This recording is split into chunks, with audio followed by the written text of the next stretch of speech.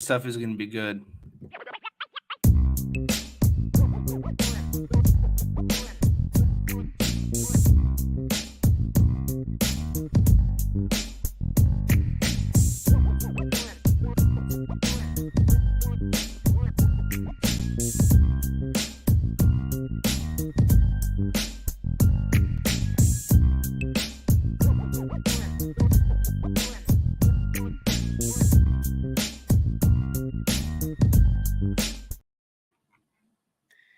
Even at 5 o'clock on Valentine's Day, I've got people coming at me. Start the show. Start the show. Come on. Tommy's sitting in there waiting. Brent's been sitting in there waiting. All kinds of guys in there waiting. Glad to have you with us for another edition of IB Nation Sports Talk. It is, I don't know how crazy it's going to get today, but it's obviously been a crazy last 24 or so hours, and really not even 24 hours with Jesse Stiers. I'm Sean Stiers, and we are glad to have you here tonight as we continue the saga of Andy Ludwig. But, we're starting at a little bit special time because it is Valentine's Day today. We want to get in, get out, let anyone who's got some Valentine's Day plans get going, including you, Jesse. So I knew I couldn't wait for the first Derek comment. He already says, please speak quieter. I'm at dinner with my wife. I knew that he would come with something funny today. Everyone knows Derek doesn't have a wife. Come on now. I think the true secret is that it's Vince. But I appreciate everyone being here for Valentine's Day. This is just my love for everyone else. I'm here. The show goes on. It's Valentine's Day. So I can't wait.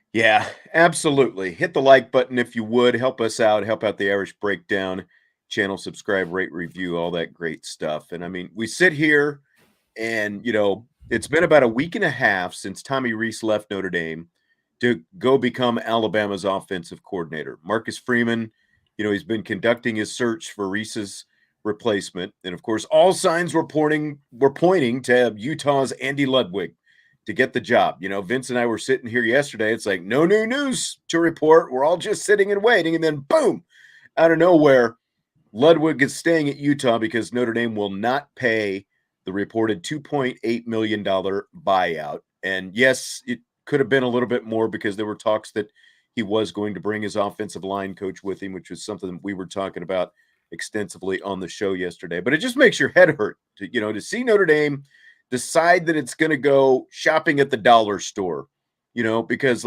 we didn't have the dollar store when I was a kid. But if we did, my mom would have been shopping at the dollar store because we had Kmart, we had JCPenney's, we had Sears. And the biggest name brand, that could be found in my closet when I was a kid, now this is obviously before high school, but we had the Tough Skin jeans, and anyone in my age demo knows what I'm talking about with the Tough Skin jeans. It's like, Tough Skins. Could you get more cheap? No. My parents had money, but they didn't, buy us the brand name stuff. My first Little League baseball glove was literally one of those, it was a hand-me-down from the 1950s. Literally, I'm not even joking. That had like the big puffy fingers and one of the, the small little tiny webs on there. That's what I got to play Little League. Everything was a hand-me-down. And not hand-me-down from older brothers and sisters because I was the oldest. I'm talking about hand-me-down from generations. I got the garage sale bikes, the off-brand clothes. I wanted an Ocean Pacific shirt one year for Christmas. Ocean Pacific. They called them OP. It was like, like the cool brand in the 80s. I got the knockoff brand from Kmart, So it's like I needed a new pair of football cleats in high school one year. I wanted the new Nike Sharks. I remember that. They were Nike Sharks. They were high tops. And my mom's like, why don't you go get the $15 cleats from Sears, and it's like, come on, Mom. It's, so I had to mow my girlfriend's parents' yard for a couple of months to be able to pay off the Nike Sharks that I wanted. And, me, Jess, I don't buy the cheap stuff now. I buy a pair of Ray-Ban sunglasses. My dad's like, well, I just get them at, the $10 pair at the truck stop. And it's like, well, yeah. Then you go out and you either break them or you lose them within a month. I've got mine, I spend a little bit more money, but I've got mine years later, until the screws fall out of the hinges because I pay a little bit more for the good stuff. I appreciate the good stuff, and I take care of the good stuff because the good stuff is worth it. And you shouldn't have to settle for good enough if you have the means to get the good stuff. You know, parents had the cash, they just didn't want to spend it.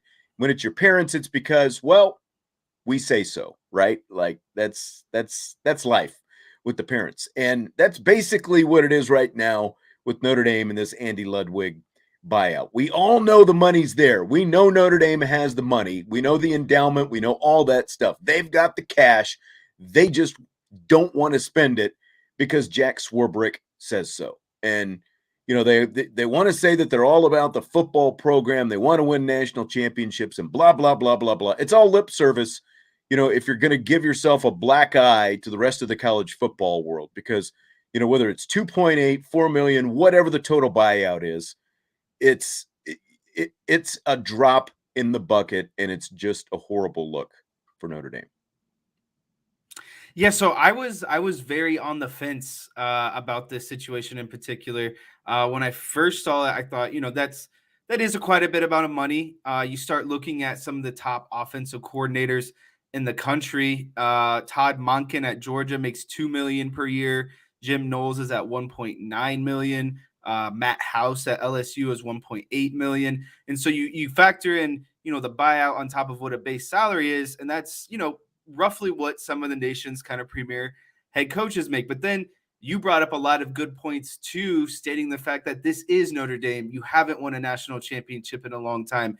You know, Notre Dame is your moneymaker, and you do claim that it is, you know, the sport that you pride yourself on. Well, where are the results? Where is the action and the effort to, you know, put those words into action? You know, it's all, like you were saying, lip service. Actions speak louder than words. And unfortunately, Notre Dame just decided that, you know, they weren't going to cut the check. And at the end of the day, I don't think it's reasonably fair to the fans. And, you know, if they want to be up there as one of the premier programs in the country, you got to be able to cut checks. Sometimes you got to go after some of the big names and the top coordinators if you really want to differentiate yourself from everyone else. Yeah. And I mean, you know, like I just saw somebody say, take the Purdue Big Ten money. And it's like Notre Dame still wants to try to differentiate itself. Like they consider themselves different, you know, the whole part of the independence and how important independence is and the whole thing. Well, if you're this cheap that you can't go out and buy out the offensive coordinator from Utah's contract because of a couple of $1,000,000, you might as well just cash it in and go take the big check because it's all about the money. Apparently, you might as well just go take the big check from the Big Ten or wherever it happens to be. Brent, by the time I got to high school, I did get the Levi's, shrink to fits. Got to high school, you know, there was some compromise, you know, but again, it's like, you know, like back to school, Christmas, those were the 2 times of year, you know, that I'd get a pair or 2 of new shrink to fit Levi's jeans. That was See, by the that was a time you're big in high splurge. school, though, you're more of a consistent size. You're not everlasting growing. Are you making excuses? Are you making excuses for your grandparents? Like, what are you doing right now? I might be.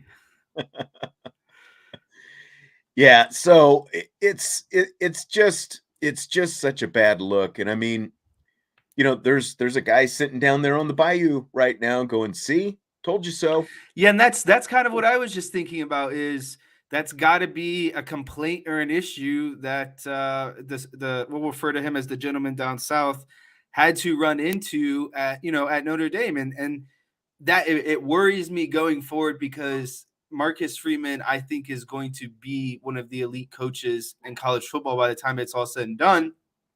And in order to retain someone like him, you have to give him the resources necessary. So it does scare me going forward. You know, how many of these situations is Marcus Freeman going to put up with or deal with and just say, listen, I can go elsewhere and get, you know, the things that I want to go get, you know, what I want essentially. Yeah. And that's what, like, if you don't want coaches to treat Notre Dame like a stepping stone job, you can't show the world that it's a stepping stone job. And that's all you're doing right now. If you're not willing, you know, to spend a couple of bucks to get the guy who your head coach wants, that's what you're doing. You're telling the rest of the world this is a stepping stone. We're really not taking it that seriously. We're cheap. We're penny pinching because everyone in the world knows Notre Dame has the money to do this. They're just not willing to do it. Well, And yeah, and it it's makes it even more complete obnoxious embarrassment. because they're one of the only schools that has an exclusive, deal with a with a TV network. Like that is so much money in revenue. And you claim that's why you don't want to leave or potentially join another conference. And there was lots of talk of it, in the past year. And then you go and you penny pinch. You don't actually spend the money that you're getting, compared to everyone else. That's exactly right. And, I can tell you, as someone who's coached, and been in athletics a little bit before, Jack Swarbrick obviously had a head coach in Brian Kelly who won more games than anyone else at Notre Dame. Like him, hate him, whatever he did.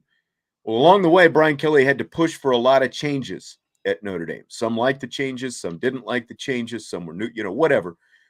He got some things. There were other things that he didn't get, but, a lot of things he had to fight for more than others. And we know about, the chefs and the cooking, all this different stuff, that is what it is. But I'll tell you this, athletic directors are more than willing to take having a younger, less experienced head coach, even if it means some growing pains, like we saw this year, and, whatever other bumps, come along with having a young coach, because having a young, inexperienced coach, especially after the kind of coach that you just had, who had so much experience and who was pushing back on a lot of things all the time, you take the younger, less experienced coach because it means that the athletic director gets to dictate what they want even more often.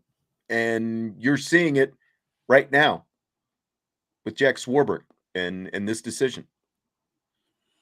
Yeah, I would have to agree with that, and it's something that I hadn't kind of considered. But the younger the coach, the less experience, the less kind of, I guess you can say, skin in the game that they have. The athletic director has nothing to prove to a young head coach, and when you have someone that's maybe more experienced and more proven, and they start to push back, that's going to gain the attention of the athletic director, like you talked about, and it's just unfortunate because it looked like that Marcus Freeman wanted him to be that guy with him. Yeah, absolutely. And, he had his guy, and there's a lot of conspiracy theories about, well, this must have happened, that must have happened, whatever. I guarantee you, just from everything that our sources have told us, they knew that there was going to be a buyout. And, when it came down to it, they decided they were not going to pay the buyout, because like I saw, one Notre Dame alum, saying, something along the lines of, well, there must be something even bigger cooking, like this. It can't be just this. No, it is just this. It flat out comes down to the fact that Notre Dame didn't want to pay the buyout. There was nothing more sinister to it. There's nothing else behind it. It just is what it is. And, the question now is it really about winning championships, or is it about giving the impression that they're trying to win championships? Because like you've got this schedule that, you've got a handful of marquee names on it from year to year, but for the most part, it's pretty dumbed down.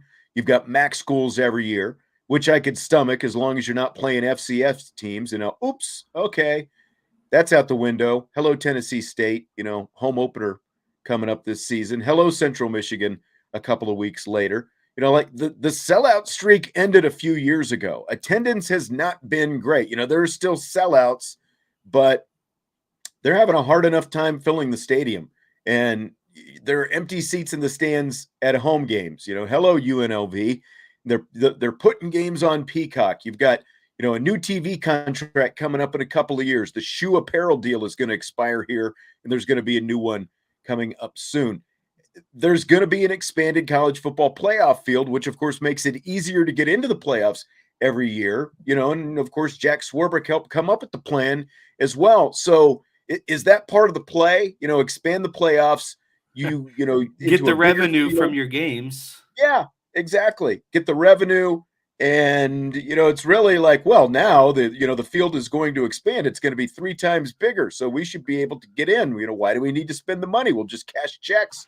Getting in. Is that really what it's all about? show face, make an appearance, and be okay with not, Yeah. making it down to the Final Four, the championship, and winning a championship. It seems like you were saying, that they're completely okay. Oh, the playoffs expanding, great. We know we could be a top 12 team every year. We can at least be on the national stage and have everyone, we're Notre Dame. They'll tune into those bowl games and we'll get our revenue off of that. We might win a game or two, and then, all right, well, at least we made it. At least we got, the money that we wanted. And then, yeah, so to me, it's the way I look at it, and to put it into comparison for me, it's like what the Ricketts family has done the last two seasons with, a few seasons with the Cubs. They sold everyone off. They have all this money that they're sitting on. They sell out their stadium every Yeah. season. Ticket prices are going up for season ticket holders, and yet they don't want to go out into the market and make a big move and get someone back on the books and at least give the fans something, to watch for, or the impression that you're contending for the World Series again after you probably underperformed and, only won one World Series in a window in which you could have won multiple. So to me, that's the best comparison I can make in the current realm of sports. Yeah, and there is some of that at play here, like I was saying, with some of the, much less than marquee names that they have on the schedule. Now there is some tiered ticket pricing, but at the same time, like they were, putting together these packages at the end of last season. For the most part, ticket prices are still high, even if they're doing these different tiers and stuff like that. So it's like this is the product that you're giving. You're putting games on Peacock. You're yanking your fans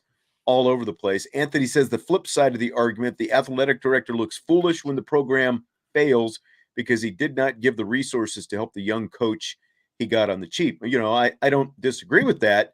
But the athletic director looks foolish in this case right now as well. When news gets out that they were ready to hire this guy, and the reason that they didn't was because of a couple $1,000,000. And this is literally like a couple $1,000,000. It is just a drop in the bucket for this guy, for a head coach, or not for a head coach, for a coach who had been around for a long time, tons of experience, good track record, developing quarterbacks, the kind of physical play background, all these different, we talked about it yesterday, that all the boxes that he checked, and now it's out the door, and you're back to the drawing board trying to figure out who's going to be the next guy now. And I think that's going to be ultimately, what hurts the most, because is there a chance that they go out and get someone even better or a better fit, and we don't think of this again?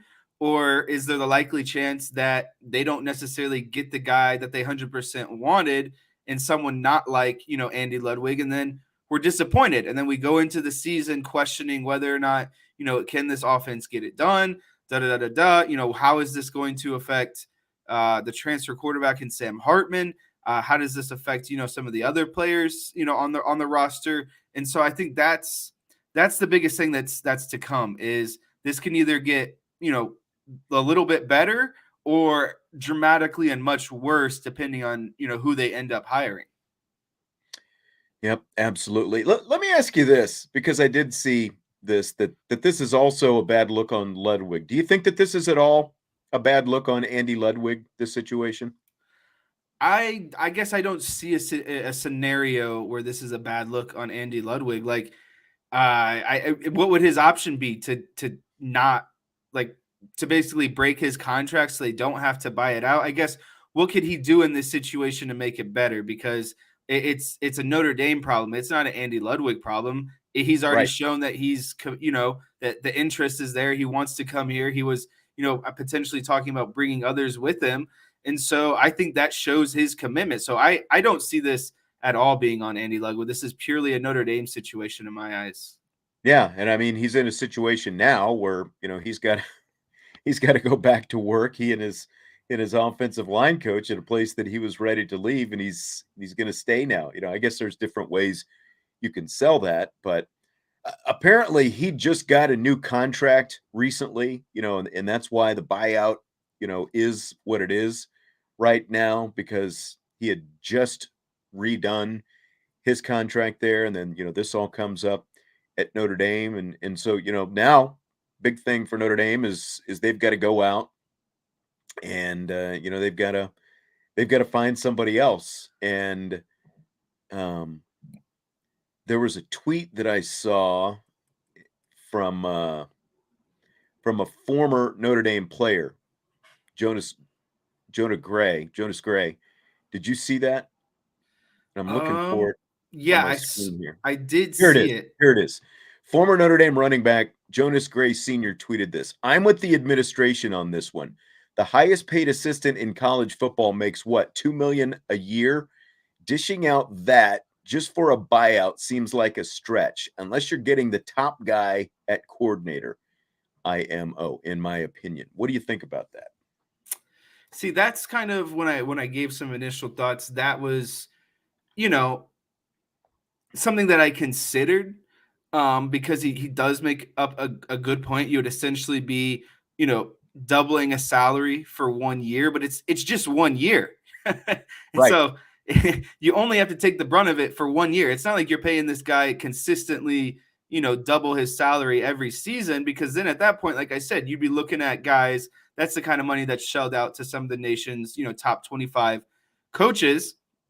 And is that a lot for an assistant? Sure. But again, we're only talking about one season. You take the brunt of it, you're going to be fine. You're going to still, at the end of the day, have revenue and profit as a program. And so it just seems like the rich don't want to get any poorer almost. And, you know, how can we continue to get richer? And that's really what it boils down to me at the end of the day.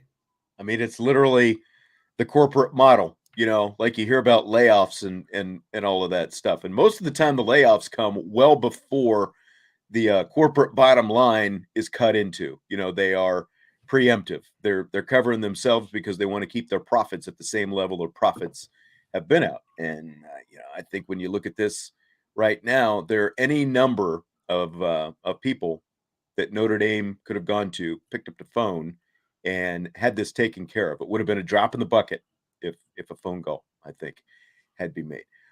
Well, look who's sitting in and jumping in with us now. Oh, man. He's even got his tie on today. The right. dark burgundy for Valentine's Day. Smooth, Vince. Gotta, when it's time to do it, I gotta step up to the plate.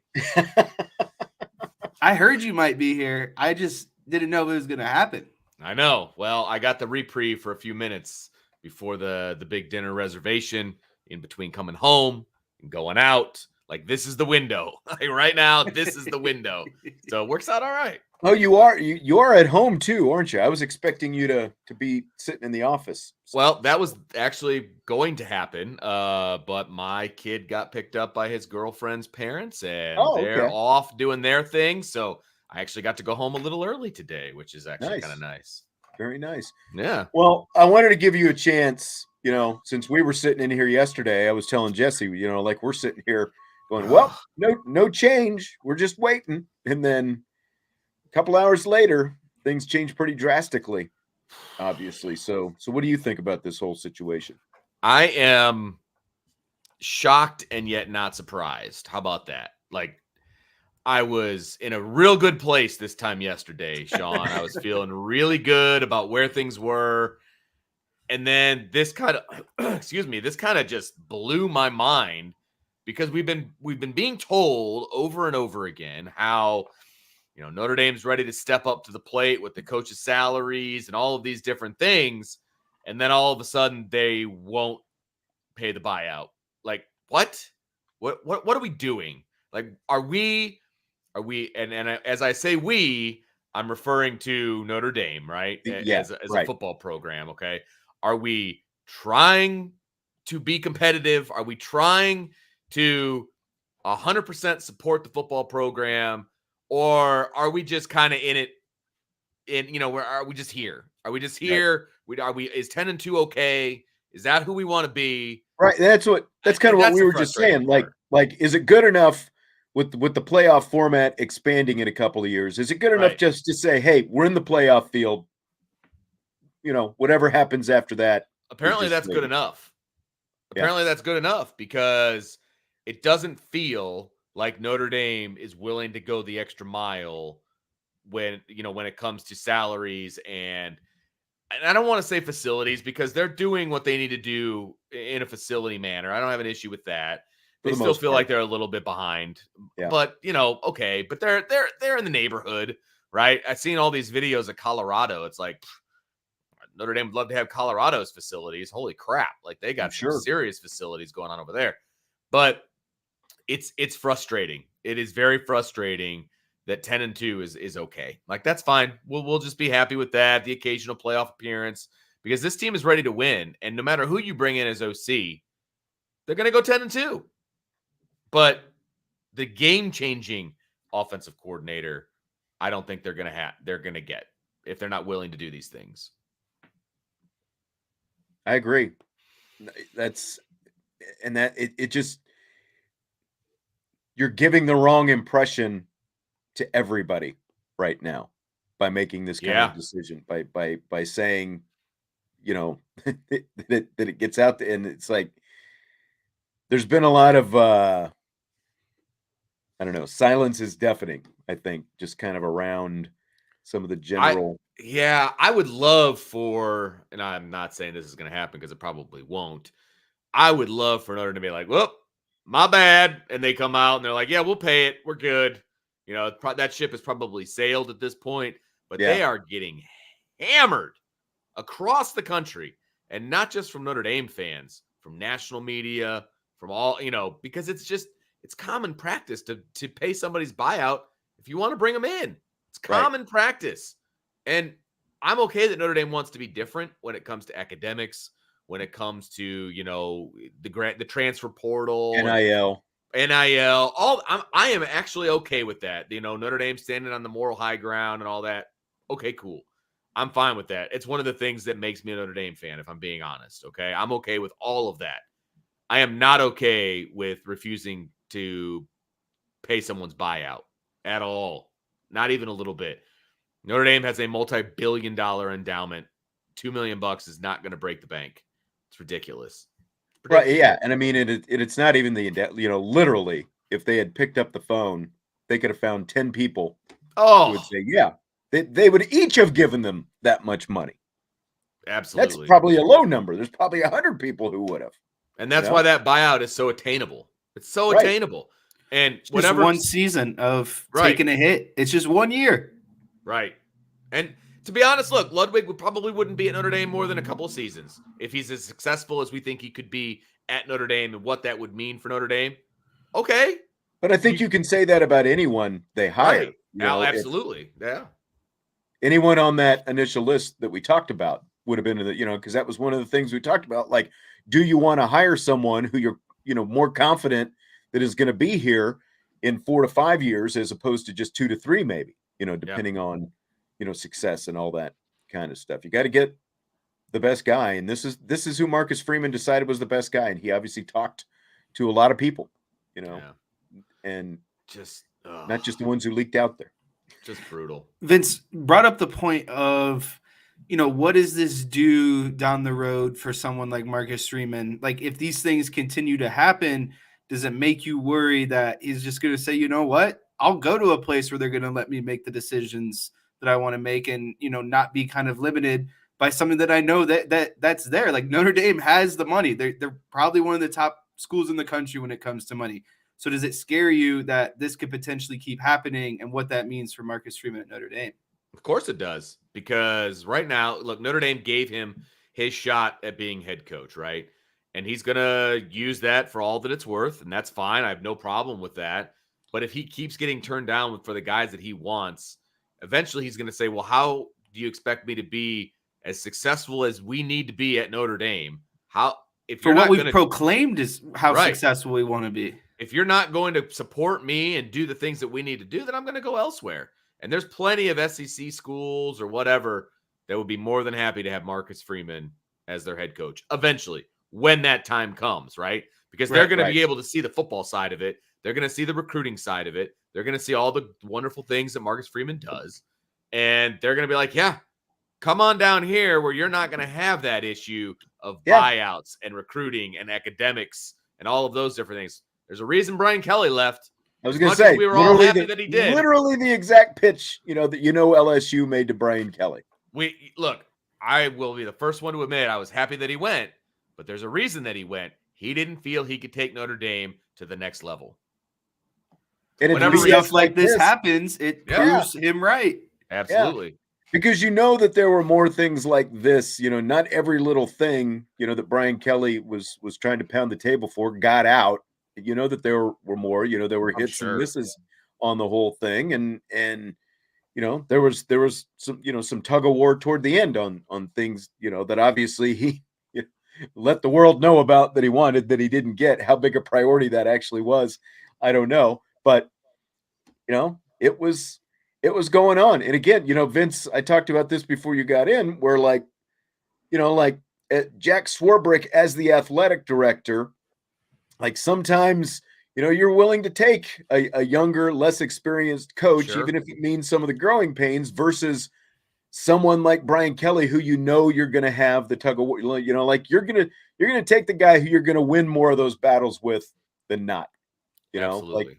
You're going to be willing to deal with that for a while, I think. Sure. No doubt about it. And I saw somebody say today, they actually came up to me in my office. They're like, well, it's pretty clear they don't want to pay for anything because they brought in Marcus Freeman. They knew that he'd be cheap since he was a first-year head coach, and they're not paying the, Ludwig's buyout, and they're just not willing. They just want to win on the cheap, and that's all they want to do.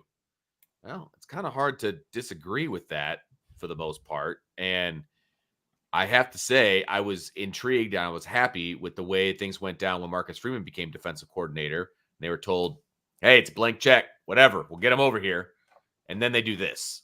Right. Like it just feels, it's not a consistent message. That's for darn sure.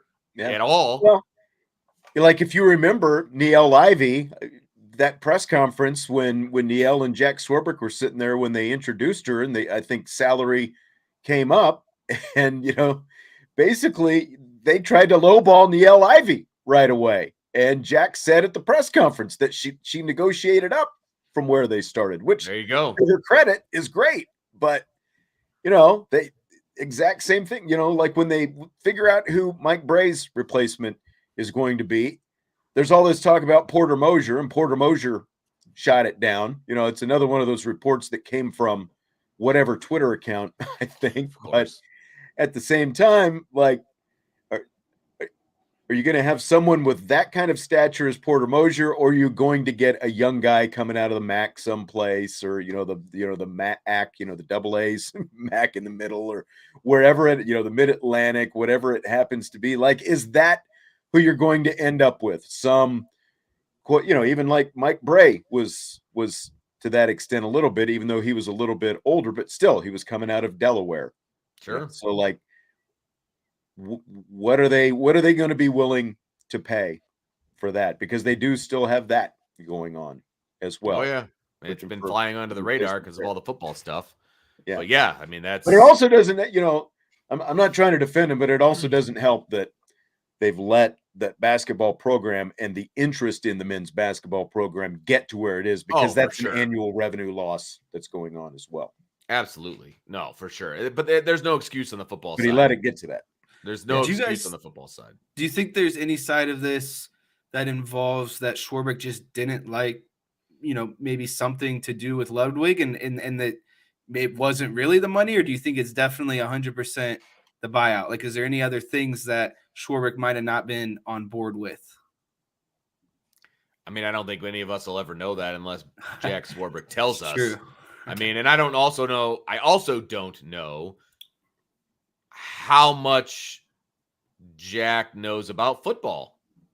What could he have possibly been upset about when it comes to this particular hire, I guess? That's true too. It's not really his kind of place. You kind of leave that decision up to your head coach and say, hey, go find the guy that you want and we'll make it happen. But unfortunately, he didn't follow through 100% with that. Yeah, exactly. So now it's, again, it's back to the search process, and we'll touch more on that. And I think Brian and Ryan touched on that a little bit today, but it sounds like they could be looking there. It's definitely not just going to be the same list. They're going to be other guys to the list, including Alex Atkins was a name I think Brian brought up from Florida State.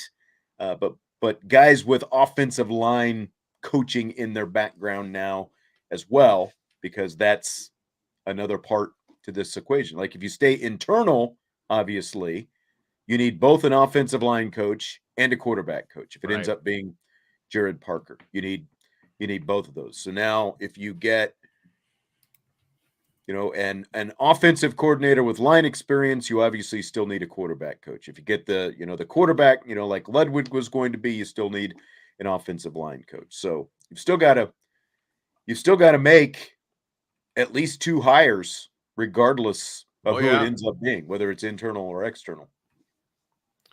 I'm quickly reading what Brian put on the message board at 5:25, so like a little more than 10 minutes ago.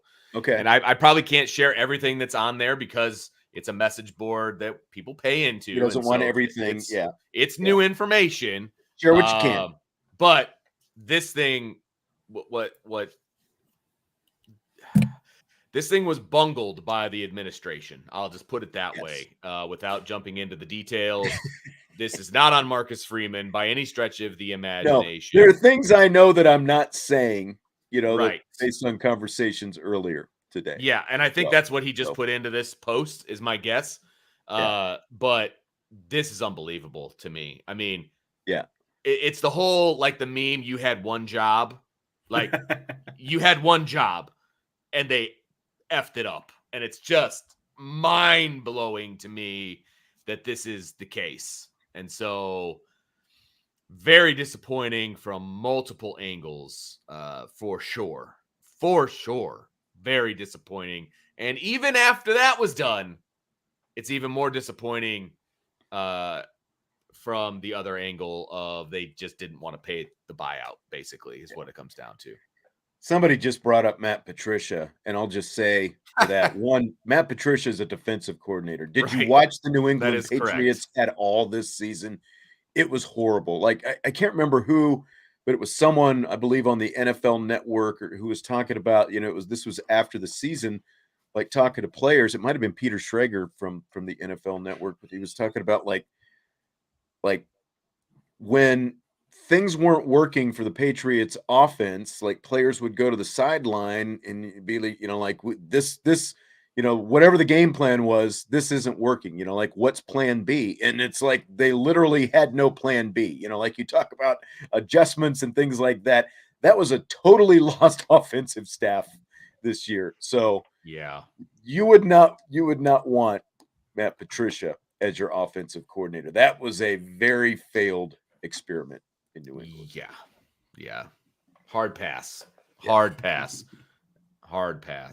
Vince, I know you've got Valentine's plans. Jesse is going to have some coming up here as well. So we're going to keep it moving.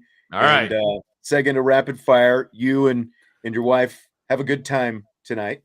Thank you. You gentlemen have a wonderful time with your wife and your girlfriend, right? That's where we're at with that one, Jesse. Yeah, that's still where we're at. All right, my time to step up to the plate there, but I keep my opinion to myself. You guys have a great Valentine's Day. It is Valentine's Day, right? Just saying. Too typical. See you guys. All right, see you, Vince. All right, so Vince D'Addario checks out, and with that, Jesse, are you ready for rapid fire? I think it's time we put our anger and saltiness behind, and we get into the more fun segment, rapid fire. All right, sounds good. So, college football writer Stuart Mandel tweeted this about the Andy Ludwig situation. Quote, Notre Dame won't pay $2.8 million to buy out a coach. In the SEC, that's called closing costs.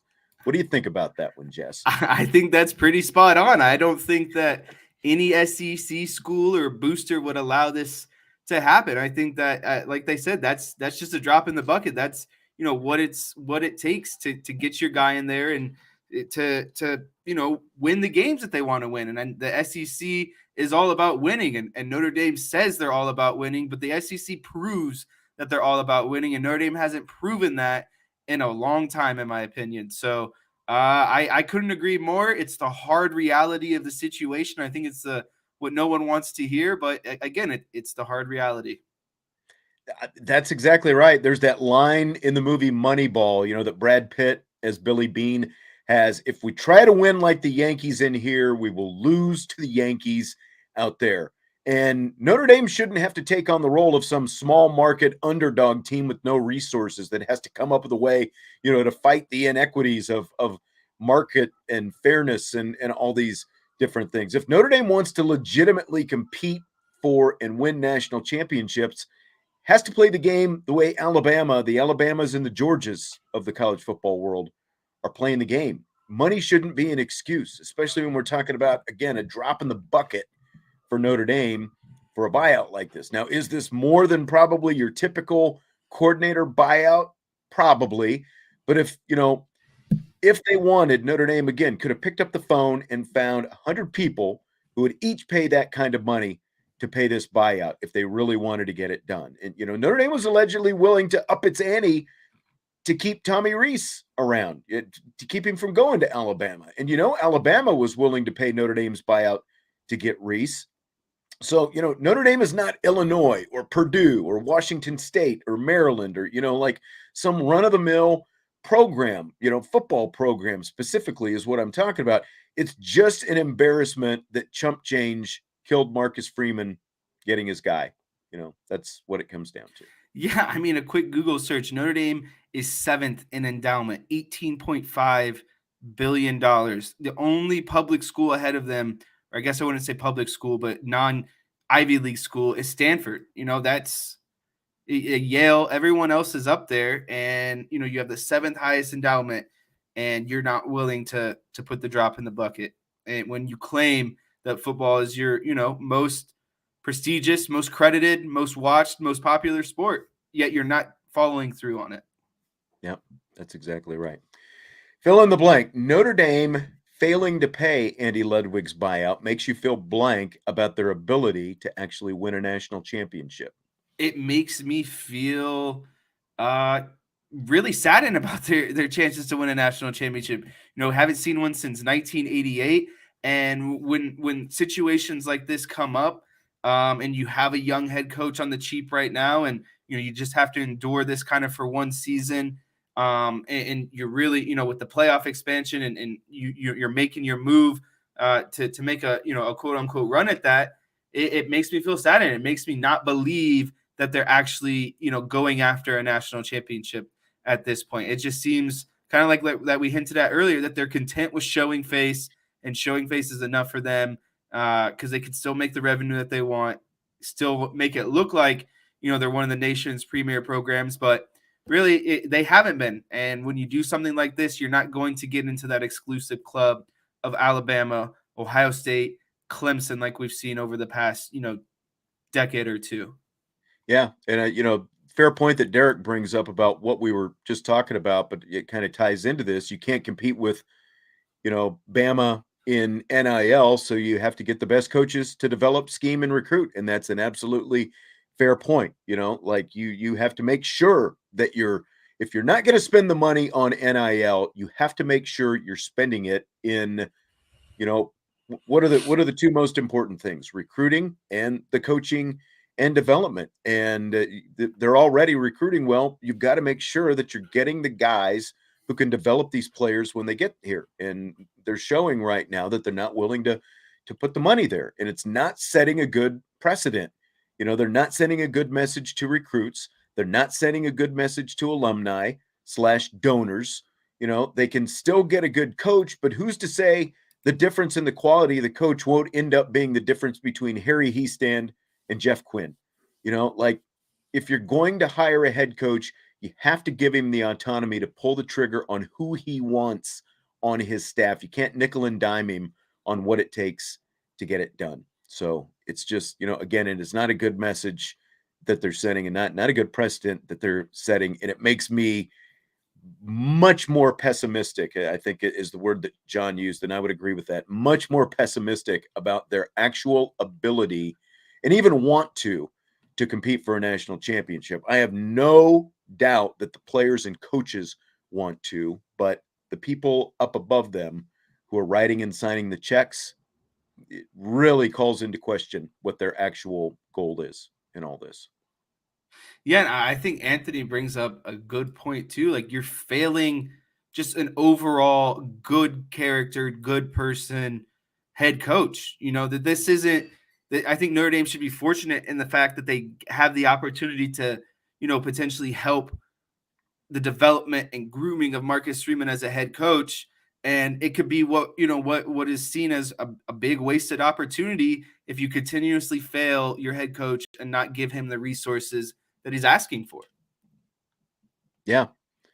And yeah, that's exactly right. And Evan just said this is the same chat last year. Freeman was saying wasn't it, couldn't coach, and now he's going to go to Ohio State. It's like I don't know who exactly said that, but I don't know. It's you're not, again, you're sending the wrong messages to everybody. And so if Marcus Freeman does have some success over the next couple of years and another opportunity becomes available, whether it's at Ohio State or someplace in the SEC, someone's going to scoop him up and take him away. It's you're just quickening the process. Like it took Brian Kelly a little bit longer, because Brian Kelly had that middle of his Notre Dame career to work through before he kind of, got to more elite success. But you're pushing the pace. You're accelerating the pace on Marcus Freeman and increasing the odds that he's going to leave for someplace better, because you're telling him that this isn't the best by not being willing to spend the money. So Mike Bray said over the weekend that he compares Tommy Rees leaving Notre Dame for Alabama to young Mike Bray leaving DeMatha High School to become an assistant coach at Duke. Do you buy or sell this analogy? I buy the analogy in itself, but the exaggeration is what I don't buy. Like, overall, the concept is there, but the exaggeration, like, it's one thing to go like high school to college is an upward movement, a straight upward movement. A lot of No people matter what. Yeah. Yes. And the move with Tommy Rees had, people, whether it's true or not, it's still considered by, probably 50-50 on it's a lateral move. And so there's no question that Mike Bray did not make a lateral move. In this case, it is still kind of, potentially in question. So again, the concept is there. Did he potentially, take a move that is going to help his career, accelerate his career? Sure. But in start to end, it's not the same. No. I mean, it's like you're comparing leaving a high school to go to Duke to leaving Notre Dame to go to Alabama.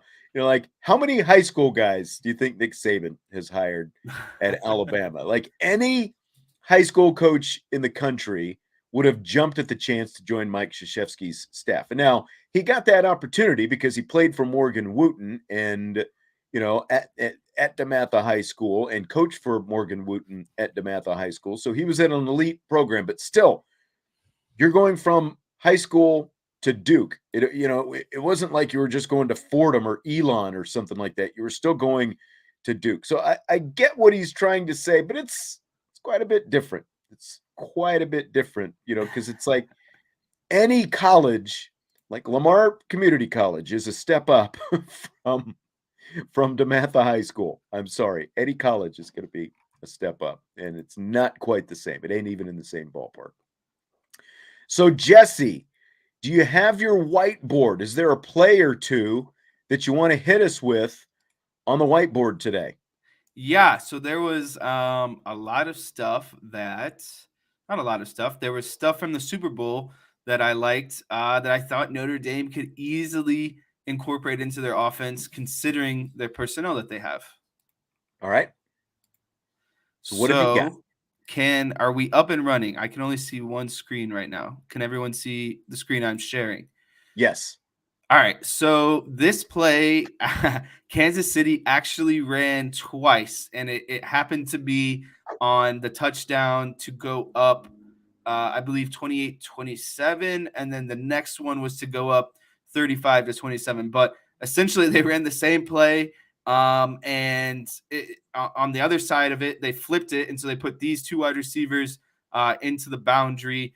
And so the reason why I really like this play is because they noticed on film that when teams run jet motion on the Philadelphia Eagles defense, that they pass the defenders, essentially. Like they're moving the kind of the chain of command down on who's got who when they think jet sweep is coming. So Okay. I'll give that kind of prelude, and then I'll go into the play here. So you have ball on the left hash. You have a 21 personnel. No, sorry, 11 personnel, one running back, one tight end, 3 wide receivers, 2 wide receivers to the field side, and then 1 wide receiver into the boundary on the left hash. Again, this is a really short, simple play, but to me, it illustrates the kind of genius of Andy Reid and Eric Bieniemy. So this wide receiver, the far side wide receiver to the field, closest to the sideline, is going to act like he comes in jet motion. And as soon as he gets to the number 2 wide receiver, or the wide receiver closest to the hash on the field side, he stops. And so this defensive back is, telling basically essentially, I'm going to take now this guy, and then this guy is now passing along the jet man. And so he's looking now inside. Well, at the snap of the ball, this jet man stops, comes back, and is wide open right here for the touchdown. And again, we saw this on 2 of their touchdowns to take the lead and then to expand their lead into the fourth quarter. And the reason why I like this play for Notre Dame is because you can easily put someone like, I don't know, Chris Tyree out here. You can put, someone like Lorenzo Styles out here, speed guys who can stop on a dime and simply just cut back, and you have a wide open, end zone. It's really just a simple play, but as long as you execute it, it works. And again, the reason why this works is they knew that the Eagles, this is how you break someone's scheme or you break someone's rules, is per their defense, they're going to follow, certain rules or cues. And so they broke that rule by, on the snap of the ball, they're showing jet motion, and then they stop and come back, and it's a wide open touchdown. Yeah. Andy Reid in that second half especially, they did so much to scheme guys open. Like every time they needed a big throw, there was somebody open. And guess what? It wasn't Travis Kelce. Like they're finding all these different guys and getting them open. It was really amazing. And, like we were talking about the pass interference call yesterday, like think about it. Think about the previous touchdowns. Like anytime the Chiefs wanted, they had guys wide open downfield. Should we be shocked that Bradbury had to hold on to Smith-Schuster to keep him from, just running open on that play? I don't know. Do you have anything else, Jess? Yeah, so can you see, does it look like a new play came up, first of all? Or is it still the same screen? Same formation, anyway. Okay, You took away a few of the lines that you drew. Give me 1 second. I need to reshare another screen. This is the one I want. So do you see a new screen now? Hold on. Now we're in there. Awesome. So a big reason why I think the Kansas City Chiefs had success in this game, and an underrated reason why they had success, is they actually ran the ball very efficiently, and I think had over 100 total team yards when it came to the rushing game. And, that's important against this Eagles defense, especially when you're trying to out-scheme someone like we were just talking about. So this play was a 3rd and 1 at the 40, around the 40, basically right around midfield. A big, first down that Kansas City needed to get. I believe this is the same drive in which they went down and took the lead and made it 28-27. But again, this is a big play, 3rd and 1. Patrick Mahomes is under center. You have ball on the right hash. You have a tight end to the field side. You have 1 wide receiver to the field side. And then you have, you have one tight end and 1 wide receiver to the boundary side. And then you have 1 wide receiver to the left side of the field, which is the play side of the field, the bigger side of the field. And then you have 2 running backs with their hands in the dirt behind Mahomes in a typical kind of, wishbone kind of look. You have Sky Moore, I believe. This is like classic pro style 2-back offense. Like correct. This is what was being run, by the Pittsburgh Steelers and the Dallas Cowboys, and like Zone 6 is saying this is a Bill Walsh playbook, back to the Roger Craig, the Tom Rathman days. I'm sure, they were probably doing stuff like this. But go ahead. So yeah, this play again was just another great game of great scheme and just a big moment in the game, and allowed them to kind of run the ball. You couldn't be one-dimensional in this game if you want to, beat the Philadelphia Eagles defense. And so on the snap of the ball, both guards pull to the play side. Field have them leading up, and then you have your field side running back also coming over here to seal the edge. And then the safety, or sorry, the running back to the boundary essentially just runs straight lateral, takes a handoff, and I mean it's off to the races. And the only guy that he has to beat is this safety, because these guys, your two pulling guards and your lead running back, have now sealed everything off. Like, this linebacker comes here, this linebacker's trying to overflow. I don't know what this in guy was doing, but he just ran into the left tackle trying to block this defensive lineman. But essentially everything is sealed off now. You have a 3-man, convoy going up the field, and all Pacheco has to do is get 1 yard and beat the safety. He picks up around 15 to 20 yards. The safety hits him, over here on the sideline, but it's a big 3rd and 1. You get into Philadelphia Eagles territory. And for those that were hypothesizing about this play, this is actually Vince Lombardi's power sweep to the field side here. And so both guards, again, are pulling out. And I like this play a lot because, Notre Dame has the personnel to make this type of play happen. They have a good offensive line. They have guards that can get out into space and pull. And then they have the best running back, group in the room. You put Audric Estime here as your lead man in a short down situation. You don't know if Estime just takes it on a straight dive. You don't know if he takes it on a veer. Instead, he can get out and block. You give the ball to maybe Logan Diggs or Tyree, one of your kind of faster guys, and you let them work outside to the perimeter, and it's an easy 1 yard, in my opinion. Yeah. Don't forget about Jadarian Price, because he's going to be in the mix next year as well. Even more running backs. So it's a thing of beauty when you've got those kind of running backs to do that kind of stuff. And don't forget, Dylan McCullough came out of that Chiefs system.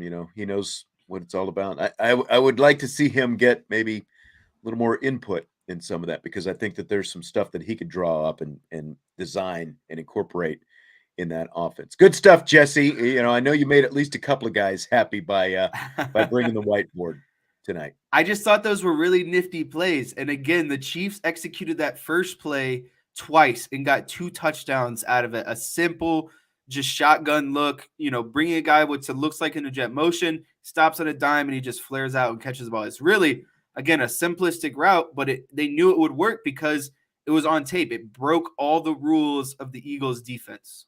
Yep. Great stuff. Fill in the blank. Speaking of the Super Bowl 57 will be remembered for blank. Unfortunately, Super Bowl 57 will be remembered by the holding penalty, or the penalty that shouldn't have been called holding. I think, unfortunately, that's what everyone gets caught up, is the one big play in close games that drastically can have an impact on the game. And I'm just going to say this. I know a lot of people called for it. It was a relatively, not penalized game, or you can't call that penalty in that situation. Listen, a penalty is a penalty no matter the situation. The player came out after the game and said that he grabbed a hold of the jersey. I know Greg Olsen was really hard on the referees for making this call, and I texted you in the moment. If Greg Olsen is running that route in that situation with the Super Bowl on the line, he's 100% calling for the penalty. It's a penalty, but people take issue with penalties called in high leverage situations. Well, Don't commit the penalty in the high leverage situation. And on the flip side of the coin, I know if the Cowboys were in that situation, I would be mad as a fan. And so it's hard for me, because I know that I would have been furious in that moment as a fan if that happened to me in the Super Bowl with the game on the line. So it's hard to ride the horse, but it's a penalty at the end of the day. Right. And at the same time, every fan of every team, if your team is on offense, wants that call made, and you're complaining if it's not made. Right. So that's just that's just the way that it goes. I think it's going to be remembered for the short term, but Mike Greenberg caught up in the moment, the immediacy of the moment and all that kind of stuff. Like, I think that ultimately, like, even just a year from now, and especially a year from now and on down the road, that call is going to be forgotten. And this game is going to be more remembered for it is Patrick Mahomes' second Super Bowl win. And it is also Andy Reid's second Super Bowl win. And as both quarterbacks and coaches, you separate yourselves when you pick up that, the multiple, when you pick up the second one.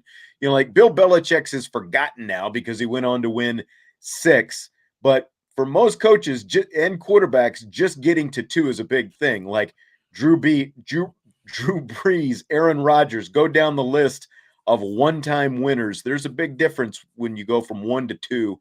And ultimately, especially if Patrick Mahomes, for whatever reason, doesn't end up getting more. And there's no guarantee that he will because, look at the AFC and how tough it is in the AFC with the different quarterbacks and teams that you've got in there right now. Joe Burrow almost got himself back to a second Super Bowl. That was really close at the end. Josh Allen still trying to get there. So to me, I think this ends up being remembered as Patrick Mahomes and or Andy Reid's second Super Bowl championship. I think that will be the ultimate legacy, a year and more down the road. It might take a little bit of getting over, but eventually, like plays like this end up being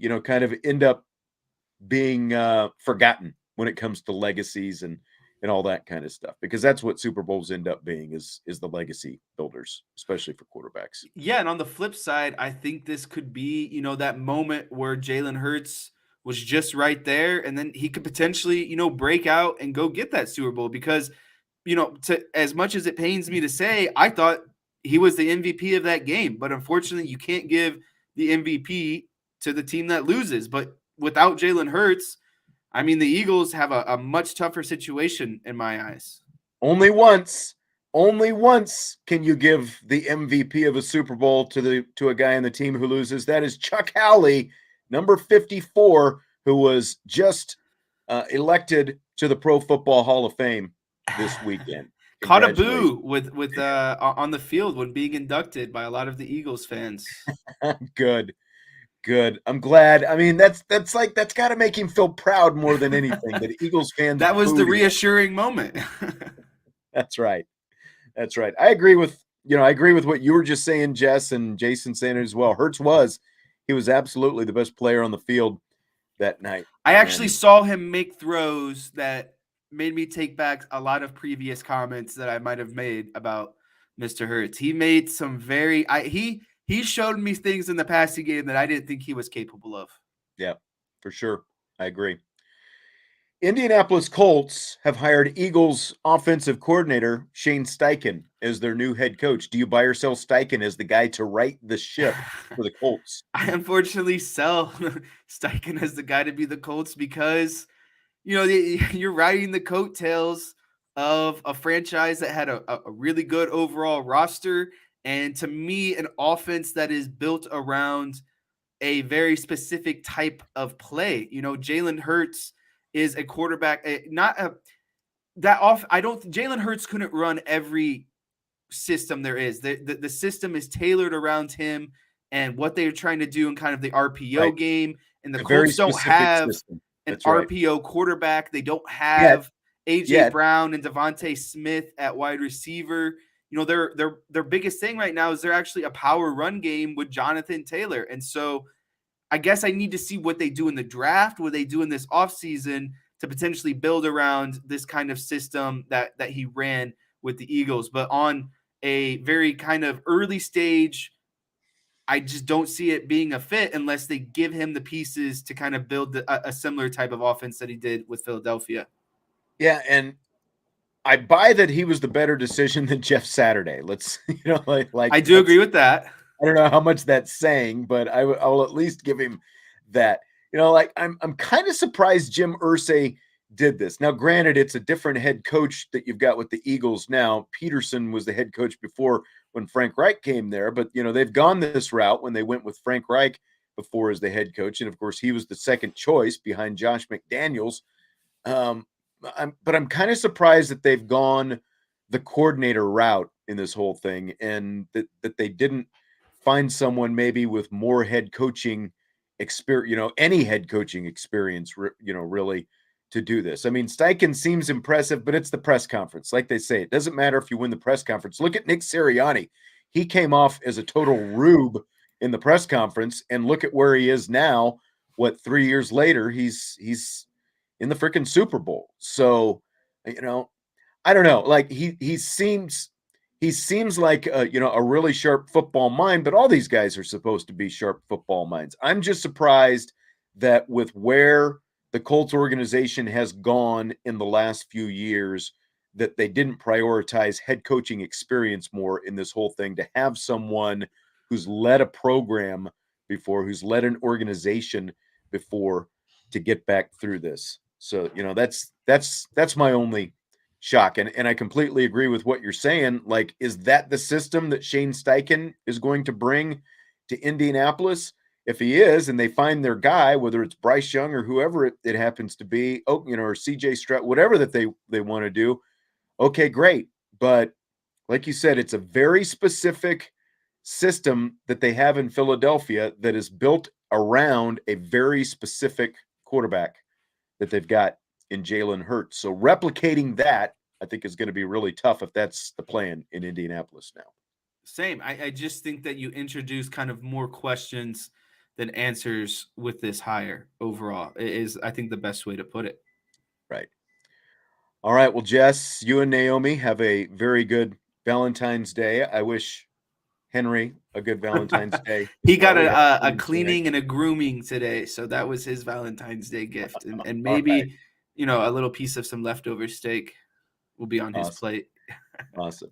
Everybody else, you have a great Valentine's Day as well. Smash the like button on your way out. We appreciate it. It helps out the Irish Breakdown platform. Subscribe, rate, review, leave us a comment as well on your podcast platforms, and we will talk to you mañana for Mailbag, Midweek Mailbag Wednesday. We'll do that tomorrow. IB Nation Sports Talk.